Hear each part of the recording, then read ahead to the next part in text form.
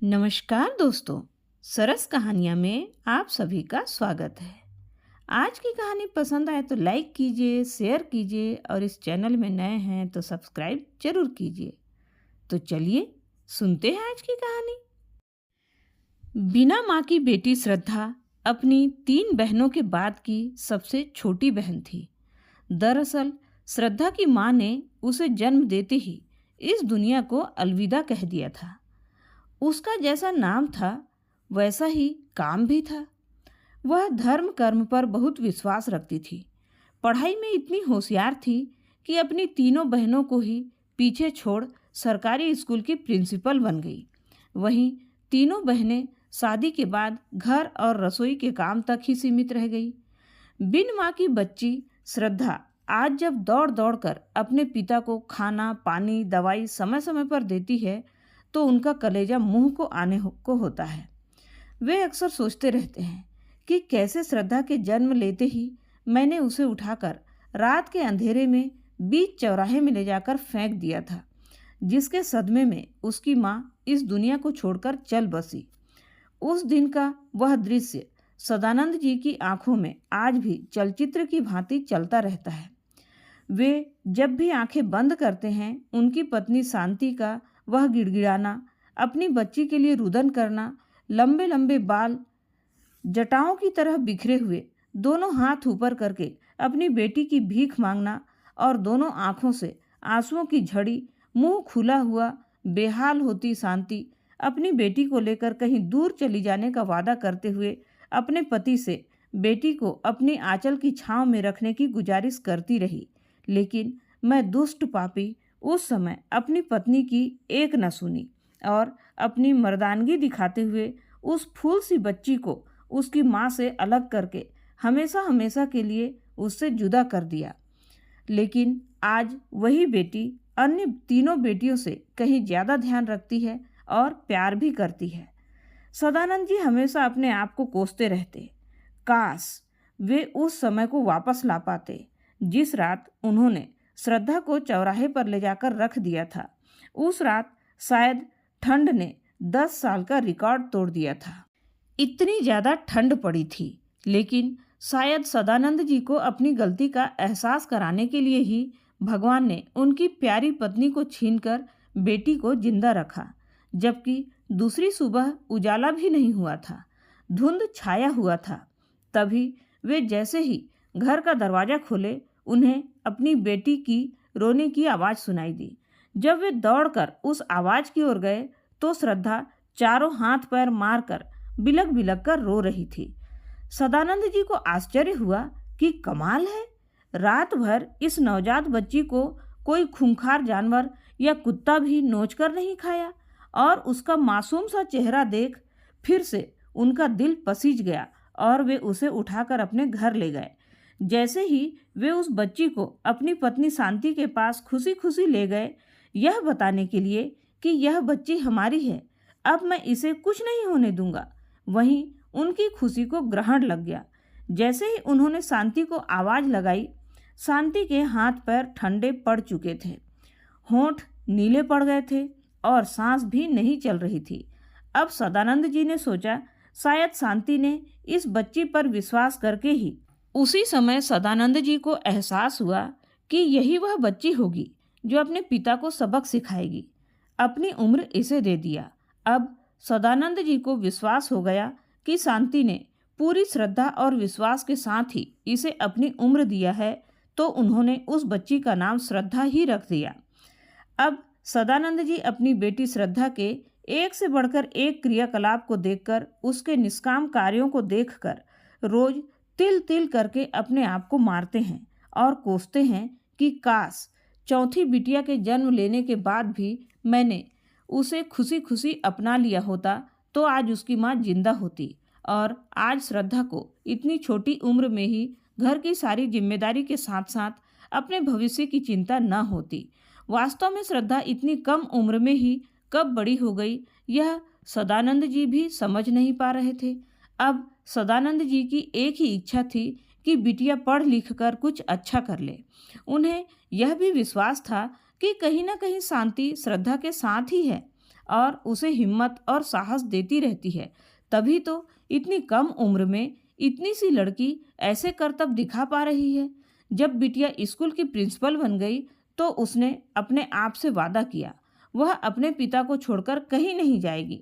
लेकिन सदानंद जी भी उसके हाथ पीले करके अपनी जिम्मेदारी पूरी करना चाहते थे। एक दिन उन्होंने श्रद्धा को अपने पास बैठाया और कहा, बेटा, मेरी इच्छा है कि मेरे जीते जी तुम्हारी शादी हो जाए ताकि मैं शांति के पास जाकर यह कह सकूं कि मैंने तुम्हारी शादी करके एक बाप होने का फर्ज निभाया है।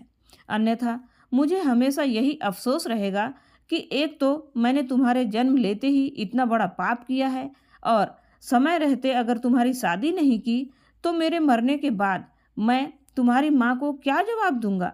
इतना कहते ही सदानंद जी रोने लगे। पिता को ऐसा रोता देख श्रद्धा ने अपनी शादी के लिए हाँ कह दिया। लेकिन अब बारी थी श्रद्धा के लिए लड़का ढूंढने की। सदानंद जी को तो बीमारी और चिंता के कारण इतनी हिम्मत ही नहीं रह गई थी कि वे उसके लिए इधर उधर जाकर लड़का ढूंढे। इसलिए यह शुभ काम भी श्रद्धा को ही करना था, क्योंकि उसकी तीनों बहनें तो अपने अपने ससुराल जाकर व्यस्त हो गई थी।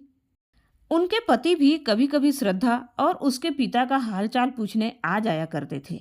लेकिन श्रद्धा जैसी कर्मठ और नौकरी पेशा लड़की के लिए उसी के लायक वर ढूंढना भी कोई छोटी बात नहीं थी।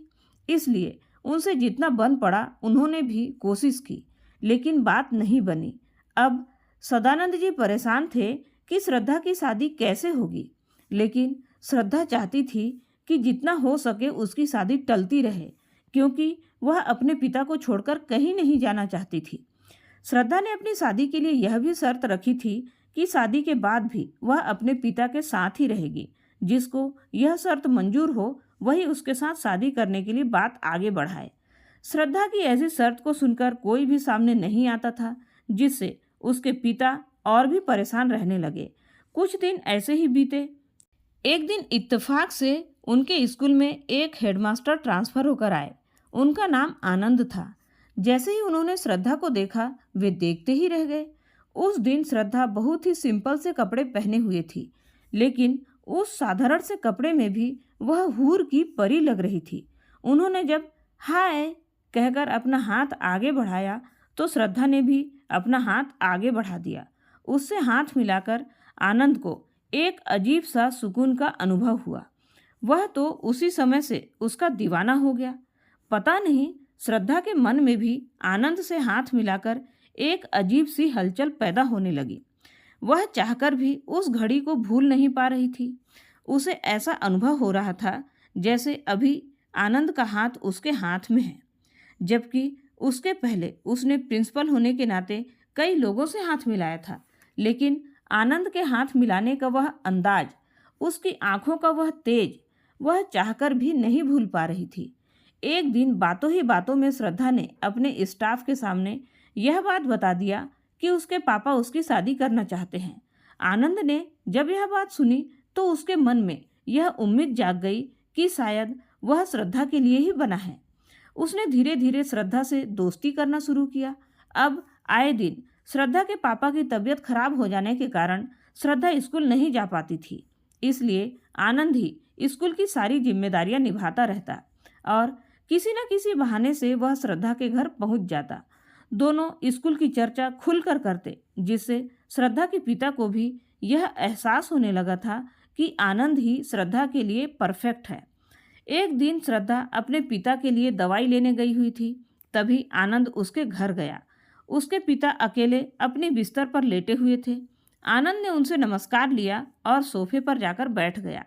सदानंद जी ने अपने हाथ के इशारे से उसे अपने पास बुलाया और कहा, बेटा, क्या तुम्हारी शादी हो गई है? आनंद ने कहा, नहीं अंकल। क्यों? आप ऐसा क्यों पूछ रहे हो? उन्होंने कहा, बेटा, मुझे लगता है अब मैं शायद ज़्यादा दिनों तक जीवित नहीं रह पाऊंगा और मेरी आखिरी इच्छा है कि मेरी बेटी की शादी हो जाए। क्या तुम मेरी बेटी से शादी करके मेरी इस इच्छा को पूरी कर सकते हो? आनंद की आंखों में तो एक खुशी की चमक आ गई। उसे तो मानो मुंह मांगी मुराद ही मिल गई हो। लेकिन उसने अपने आप को संयमित करते हुए बोला, लेकिन अंकल, क्या श्रद्धा इसके लिए मानेगी?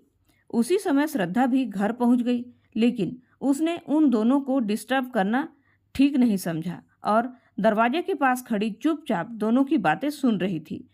सदानंद जी ने कहा, बेटा, अगर तुम इस शादी के लिए तैयार हो तो श्रद्धा को मनाना मेरी जिम्मेदारी है। आनंद बोला, अंकल, श्रद्धा को कहीं ऐसा तो नहीं लगेगा कि मैंने आपसे शादी की बात पहले की है? सदानंद जी बोले, बेटा, तुम इस बात की चिंता छोड़ दो कि श्रद्धा क्या कहेगी, और वैसे भी तुमने तो पहले शादी की बात नहीं की थी ना। मैंने तुम्हारे सामने अपनी बेटी की खुशी के लिए भीख मांगा है। सदानंद जी की ऐसी बातें सुनकर आनंद बोला, अंकल, आप भीख मांगने वाली बात ना कहिए, बल्कि खुश नसीब तो मैं हूँ कि आपने अपनी होनहार और काबिल बेटी के लिए मुझ जैसे छोटे ओहदे वाले आदमी को चुना है। सदानंद जी बोले, नहीं बेटा, ओहदे की बात तो बिल्कुल भी मत करो। तुम तो मेरे लिए किसी राजकुमार से कम नहीं हो। अच्छा बेटा, यह बताओ, तुम कितने भाई बहन हो और तुम्हारे मम्मी पापा कहाँ रहते हैं? आनंद ने अपनी जेब से रुमाल निकालकर अपने आंसू पोंछते हुए कहा, अंकल, मैं एक अनाथ लड़का हूँ। एक कार एक्सीडेंट में मेरे मम्मी पापा और छोटा भाई इस दुनिया से एक साथ अलविदा कर दिए। और रही बात मेरी पढ़ाई की, तो मेरे पापा कपड़े के व्यापारी थे। उनकी बहुत सारी संपत्ति थी जिसे मेरे चाचा ने हड़प लिया और मुझे अपने घर से निकाल दिया। मैंने अपने मामा के घर में रहकर पढ़ाई लिखाई किया। उनकी भी आर्थिक स्थिति उतनी अच्छी नहीं थी, फिर भी उन्होंने मुझे पढ़ाया लिखाया। मैं उनका एहसान कभी नहीं भूल सकता और अब वे ही मेरे मम्मी पापा के समान हैं। और वह फिर से रोने लगा। आनंद की ऐसी दर्द भरी कहानी सुनकर श्रद्धा भी रो पड़ी। उसने भी अपने आंसू पोंछे और हल्की सी मुस्कान के साथ उनके पास गई और ऐसे दिखा रही थी जैसे उसने उनकी बात सुनी ही नहीं हो। उसने अपने पिताजी को उठाकर बैठाया और दवाई दिया। आनंद ने भी स्कूल की थोड़ी बातें श्रद्धा के साथ किया और जाने के लिए खड़ा हो गया। श्रद्धा ने आनंद से कहा, क्यों ना आज आप हमारे घर ही खाना खाकर जाइए? आनंद ने सदानंद जी की ओर देखा तो उन्होंने भी आंखों से हाँ में इशारा किया। अब श्रद्धा खाना बनाने में जुट गई। उस दिन आनंद ने भी उससे इजाज़त लेकर उसे खाना बनाने में मदद किया। सदानंद जी उन दोनों को देखकर मन ही मन बहुत खुश हो रहे थे। खाना बन जाने के बाद सभी ने खाना खाया। खाना खाने के बाद सदानंद जी ने श्रद्धा से कहा, बेटी, क्या मैं तुमसे कुछ बात कर सकता हूँ? श्रद्धा बोली, पापा, आपको मुझसे बात करने के लिए कब से इजाज़त लेनी पड़ने लगी? सदानंद जी बोले, नहीं बेटी, आज मैं ऐसी बात करने वाला हूँ जिससे तू नाराज भी हो सकती है। श्रद्धा बोली, ऐसी कौन सी बात है जिससे मैं नाराज हो सकती हूँ? आप कहिए तो सही। सदानंद जी ने आनंद का हाथ श्रद्धा के हाथ में देते हुए कहा, बेटी, मैं चाहता हूँ कि तुम आनंद से शादी कर लो। श्रद्धा ने अपनी बड़ी बड़ी आंखें निकालते हुए अपने मुंह पर हाथ रखते हुए कहा, पापा, ये आप क्या कह रहे हैं? आनंद बोला, नहीं नहीं श्रद्धा, तुम पर कोई दबाव नहीं डालेगा, ऐसी कोई बात नहीं है। श्रद्धा बोली, अच्छा, मैं तुम्हारी बात क्यों मानूं? मैं तो अपने पापा की ही बात मानूंगी। श्रद्धा की ऐसी शरारत भरी बातें सुनकर सभी खिलखिलाकर हंस पड़े।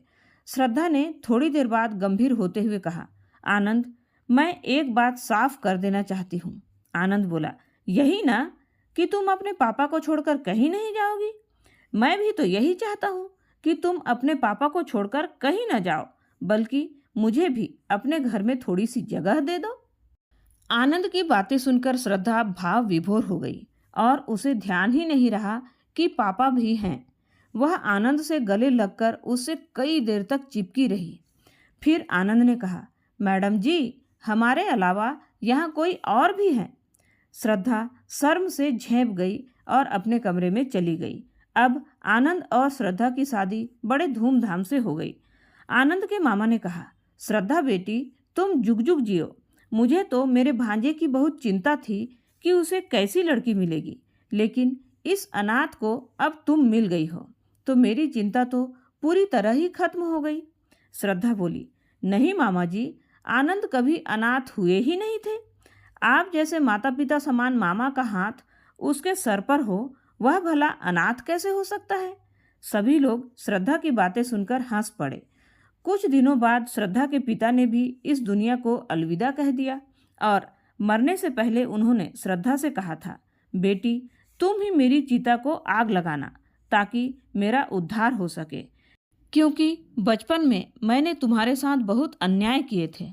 तुमने मुझे माफ करके मुझे इतना प्यार दिया, इसलिए तुम्हारे हाथों ही मेरा उद्धार संभव है। इसलिए श्रद्धा ने ही अपने पिता की चिता को अग्नि दिया। अब आनंद और श्रद्धा सुखपूर्वक जीवन जीने लगे। तो दोस्तों, आप इस बात को तो मानते हैं ना कि बेटा भाग्य से मिलता है और बेटी सौभाग्य से मिलती है। इसलिए कभी भी बेटियों का अपमान नहीं करना चाहिए। और आप देखेंगे बेटी ससुराल में रहकर भी अपने मम्मी पापा से इतना प्यार करती है जितना बेटा साथ में रहकर भी नहीं कर सकता। तो आज की कहानी कैसी लगी कमेंट करके ज़रूर बताइएगा।